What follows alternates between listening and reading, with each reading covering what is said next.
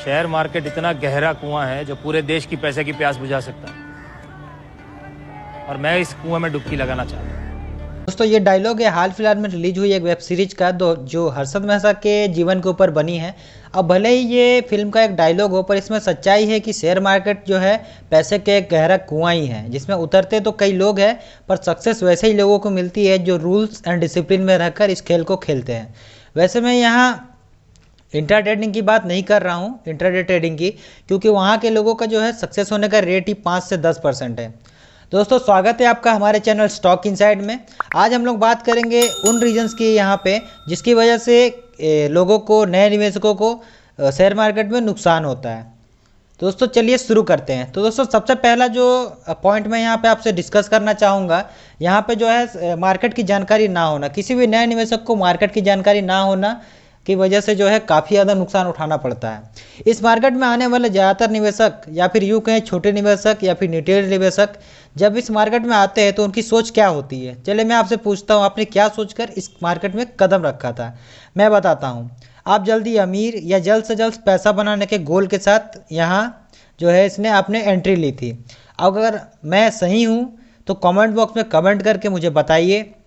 हमेशा ज़्यादातर इसी सोच के साथ यहाँ आते हैं और बिना किसी जानकारी के निवेश करना शुरू कर देते हैं। यहाँ वहाँ से टिप्स लेकर आपको लगता है कि आप यहाँ भी प्रॉपर्टी और गोल्ड की तरह जो निवेश करके यहाँ पे जो है पैसा बनाया जा सकता है। तो जब आप शेयर निवेश, जबकि शेयर निवेश का अगर मार्केट की बात करें हम, तो यहाँ पे निवेश पूरी तरह से अलग है। यहाँ आपका निवेश जो है बढ़ने या टूटने में ज़्यादा समय बिल्कुल भी नहीं लगता। पल भर में आपका जो है निवेश वो जीरो भी हो सकता है। इसीलिए शेयर मार्केट में उतरने से पहले पूरी जानकारी लेना ज़रूरी है। यहाँ आप सोच समझ कर निवेश करेंगे तो ही रिस्क मैनेजमेंट कर पाएंगे। इसके अलावा ये नहीं कि सारा पैसा मार्केट में लगा दिया या बिना किसी सोच विचार के पैसे लगाए जा रहे हैं। अपनी बचत का एक हिस्सा ही स्टॉक मार्केट में लगाएं। अब दोस्तों यहाँ पे मनी मैनेजमेंट भी जो है उसको भी समझना काफ़ी ज़्यादा ज़रूरी है। मनी मैनेजमेंट को समझना शेयर मार्केट में बने रहने के लिए सबसे ज़्यादा ज़रूरी है। अगर आपको मनी मैनेजमेंट पर अलग से वीडियो चाहिए तो वो आप कमेंट बॉक्स में बताइए मुझे, मैं उस पर भी वीडियो एक बना दूंगा। अब दोस्तों बात करेंगे हम दूसरे एक पॉइंट की। तो दूसरी बड़ी वजह है दोस्तों, सही जो है शेयर में पैसा नहीं लगाना या फिर गलत शेयर का चुनाव करना, गलत शेयर का सिलेक्शन करना, ये एक बड़ी वजह है। दोस्तों निवेश करने से के लिए आपको जो है एक से अधिक शेयर का जो है सिलेक्शन करना पड़ता है। गलत शेयर चुन लेने से आपका जो है खेल खत्म और नुकसान भी हो जाता है। ज़्यादातर निवेशक जिन्हें मार्केट का ज़्यादा पता नहीं होता वो पेनी स्टॉक के पीछे भागते हैं। ये 1 या 2 रुपये का स्टॉक आपका नुकसान कराते हैं। और आपको ये भी सोचना चाहिए कि अगर ये स्टॉक 2 रुपये का है तो ज़रूर ऐसी कोई ना कोई बात ज़रूर होगी जिसकी वजह से वो 2 रुपये का है। महंगा खरीदा एक बार, सस्ता खरीदा बार बार, ये तो आपको पता ही होगा। अब आपको शेयर की क्वालिटी जो है हमेशा वो देखनी चाहिए। अक्सर निवेशक ये देखते हैं कि 500 वाला शेयर तो 2000 रुपये में बस 4 ही आएगा, क्यों ना मैं 2 रुपये वाला शेयर ले लूँ, जिससे कि ये 2 रुपये वाला शेयर 2000 आएगा 2000 में।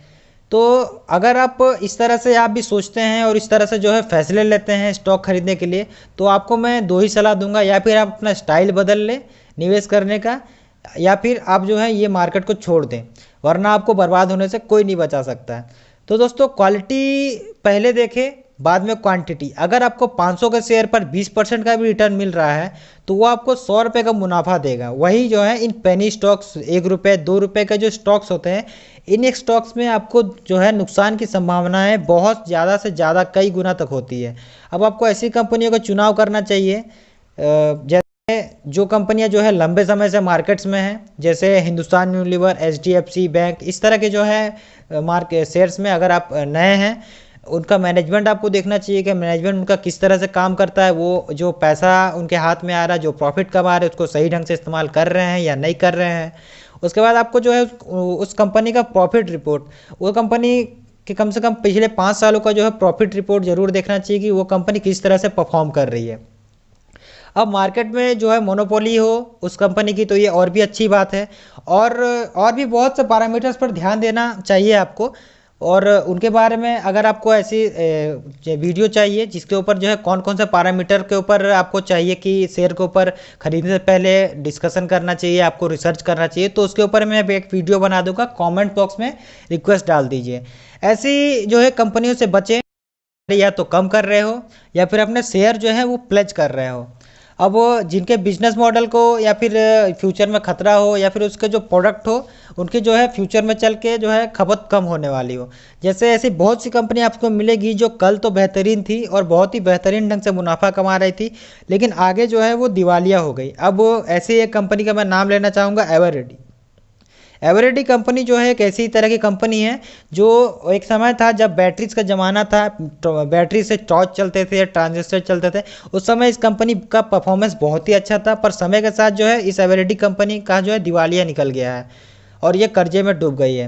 और दोस्तों हमेशा याद रखिए कि शेयर का रेट कभी भी मायने नहीं रखता, कंपनी का परफॉर्मेंस मायने रखता है। कंपनी परफॉर्म करेगी, कंपनी प्रॉफिट कमाएगी तो आपका शेयर का दाम भी अपने आप जो है ऊपर की ओर भागेगा।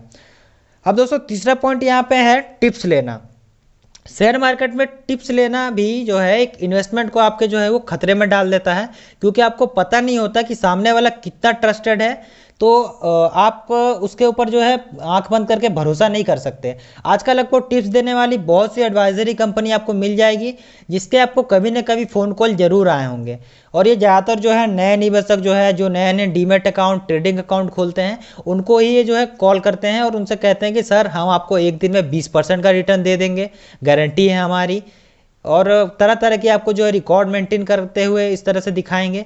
पर अब आप खुद से सोचिए इस बारे में कि अगर आपको कोई इस तरह का टिप्स दे रहा है कि आपको 20% का रिटर्न, 40% का रिटर्न देगा, तो क्यों ना वो खुद वो शेयर ले रहा है और क्यों नहीं वो खुद मालामाल हो जा रहा है, क्यों आपसे ये जो है ये सब कुछ शेयर कर रहा है। अब चाहे ये जो है आपको टिप्स शेयर करने वाले कोई भी हो, चाहे न्यूज़ चैनल हो, चाहे कोई वेबसाइट हो या किसी भी माध्यम से, अगर उसे इतना ही पता होगा तो वो खुद अमीर क्यों नहीं बन जाता है। अब आजकल जो ऐसी कंपनियों के दोस्तों बाढ़ से आ गई है, वो बता कि महीने भर पहले ही मैंने आपको ऐसे दो स्टॉक बोले थे, ये देखो आज से 200 रुपये से 400 रुपये हो गया ये।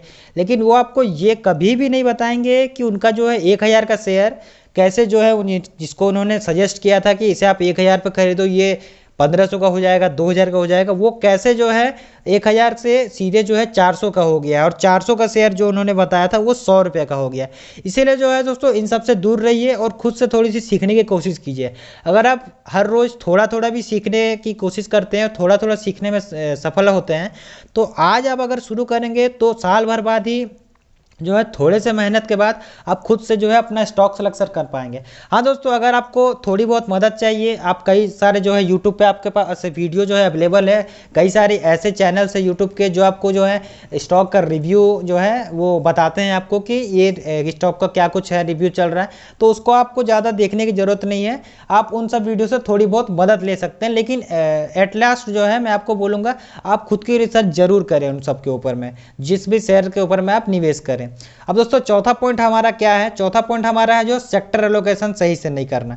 अब सेक्टर एलोकेशन से क्या मतलब है दोस्तों? सेक्टर एलोकेशन से मतलब ये है दोस्तों कि अलग अलग सेक्टर्स की कंपनीज जो है, यहाँ 5000 से भी ज़्यादा कंपनीज जो है शेयर मार्केट में वो लिस्टेड है।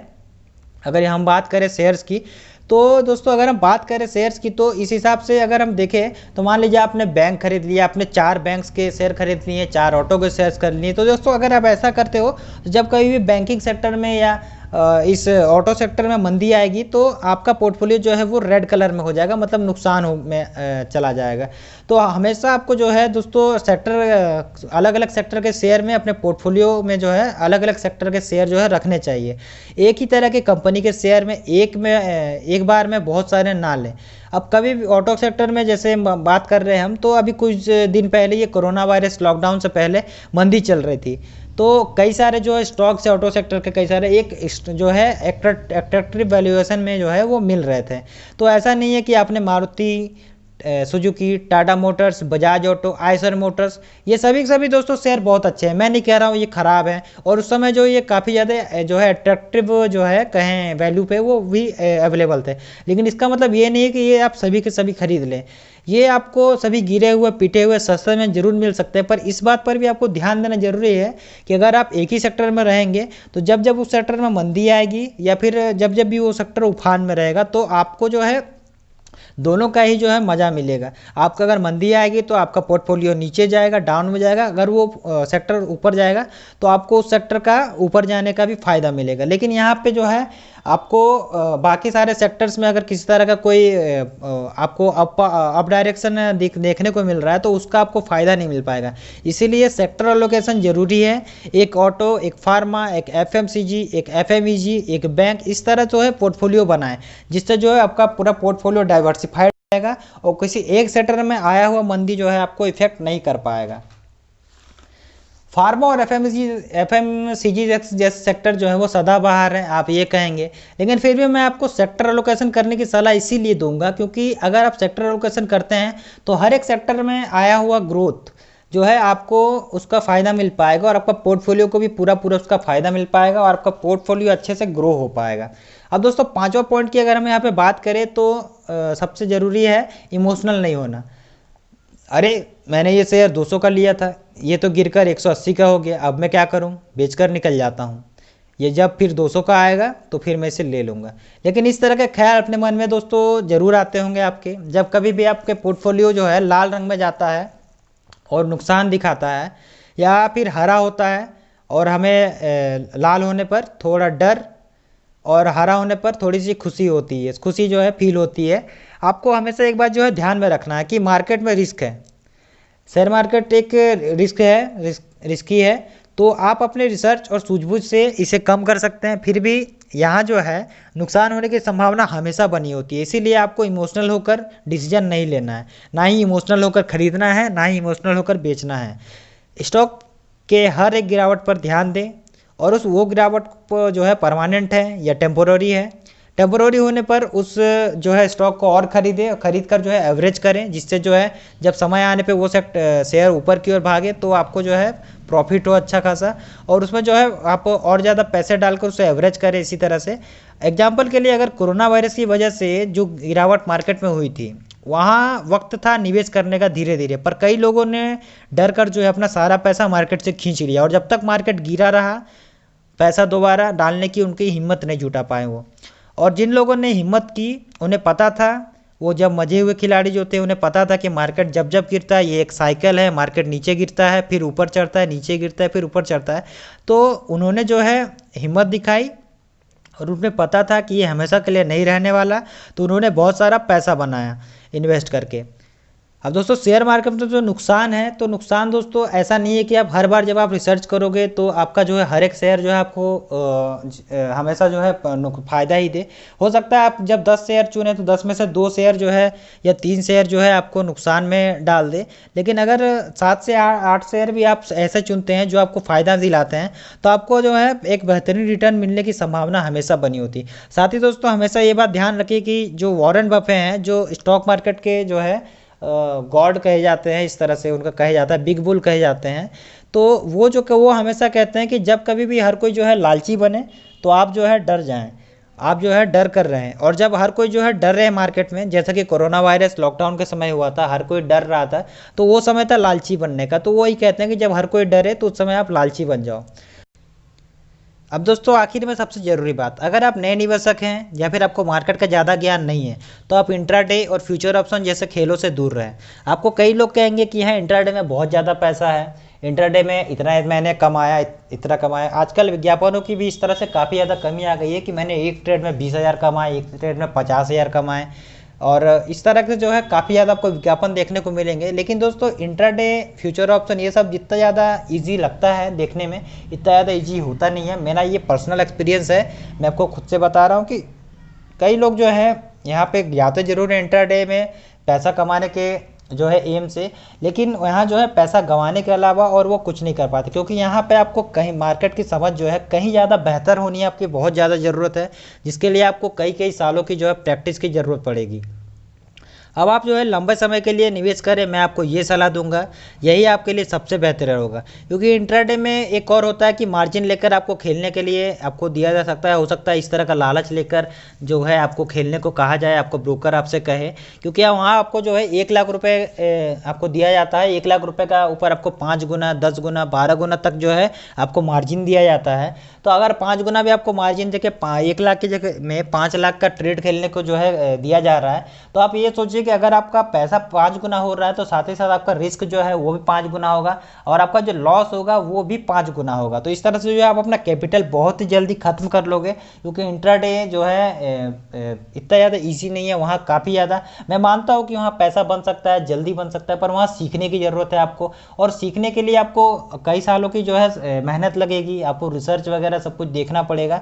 इस तरह से जो है दोस्तों आप कोशिश कीजिए इंट्राडे और फ्यूचर ऑप्शन से दूर रहने के लिए, और जितना हो सके आप लॉन्ग टर्म के लिए सोचकर लॉन्ग टर्म के लिए जो है वो इन्वेस्ट करें पैसों को, तो यहाँ से आप ज़्यादा बेहतर जो है रिटर्न कमा पाएंगे। आप तो दोस्तों बेहतर आपको एक से एक बड़े बड़े निवेशक मिलेंगे, राकेश झुनझुनवाला जैसे जो है बड़े बड़े निवेशक हैं जो वैल्यू इन्वेस्टिंग में यानी कि लंबे समय के लिए जो है निवेश करने में जो है विश्वास रखते हैं, और लंबे समय के लिए जो है निवेश करके उन्होंने भी बहुत बड़ा बड़ा पैसा बनाया। आज की जो है उनकी होल्डिंग अगर हम देखें तो वो 20,000 करोड़, माफ कीजिएगा दोस्तों 10,000 करोड़ से भी ऊपर की जो है उनकी होल्डिंग है। तो इस तरह से दोस्तों हम देखें तो लंबा निवेश जो है वो करना ज़्यादा ज़रूरी है।